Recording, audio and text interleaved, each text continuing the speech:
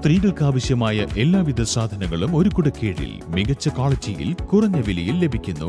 B fashion ladies innerwear and readymades, TP complex near PK gold, Pookkottumpadam.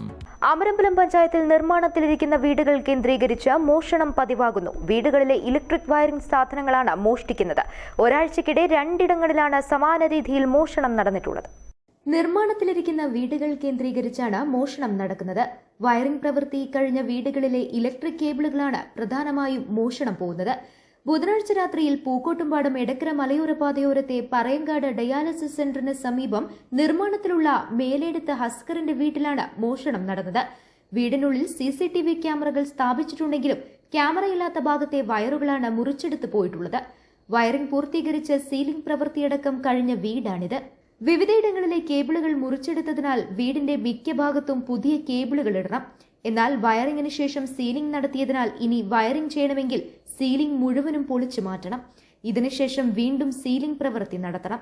ഈ പ്രവൃത്തിയെല്ലാം ചെയ്തു വരുമ്പോഴേക്കും സാധനങ്ങളും പണിക്കൂലിയും അടക്കം 6 ലക്ഷം രൂപയുടെ അധിക ബാധ്യതയാവും ഉണ്ടാവുകയെന്ന് വീട്ടുകാർ പറയുന്നു. സമാനമായുള്ള മോഷണമാണ് അച്ചാർ കമ്പനിയിലെ കല്ലടിക്കൽ ജോയൽ ജോസഫിന്റെ വീട്ടിലും നടന്നത്.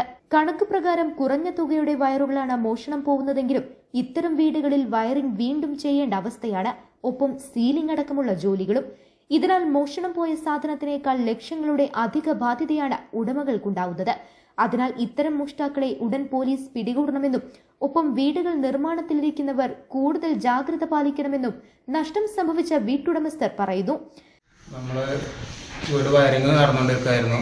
വയറിങ്ങിന്റെ വയറിപ്പോൾ ഞങ്ങൾ ഇന്നലെ രാത്രി അയൽവക്കാരുടെ സൗണ്ട് കേൾക്കുന്നുണ്ട് പറഞ്ഞിട്ട് ഇവിടെ വന്ന് നോക്കുമ്പോൾ പിന്നെ ഇന്ന് രാവിലെയാണ് കണ്ടത് വയറെല്ലാം കട്ട് ചെയ്ത് കൊണ്ടിട്ടുണ്ട്. വയറിങ് നടക്കുന്ന വീട് വയർ ഫുള്ളായിട്ട് കട്ട് ചെയ്ത് കൊണ്ടിട്ടുണ്ട്. ചെറിയ പീസുകളെ കൊണ്ടിട്ടില്ല. പക്ഷേ നമുക്ക് മൊത്തം വീടിൻ്റെ നഷ്ടമാണ് വന്നിട്ടുള്ളത്. വയറിങ്ങിൻ്റെ ഫുള്ള് വയറും എല്ലാം അതിൻ്റെ തലയൊക്കെ കട്ട് ചെയ്ത് കൊണ്ടുപോയ രീതിയിലാണ് കണ്ടത്. സൗണ്ട് കിട്ടുകാരുടെ അയൽവക്കാരൊക്കെ വന്ന് നോക്കി. പിന്നെ അവരെ ഒന്നും കണ്ടൊന്നുമില്ല.